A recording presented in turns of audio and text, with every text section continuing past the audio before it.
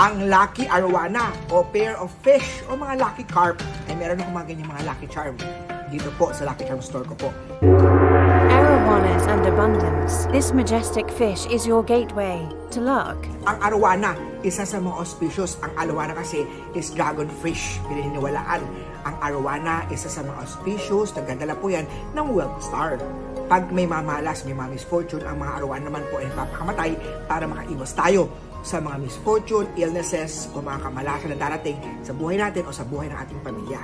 Magandang mag-display ng mga lucky charm na mabibili sa Lucky Charm store ni Master Ascua na arowana to protect you from mga misfortune at magdala ng pera.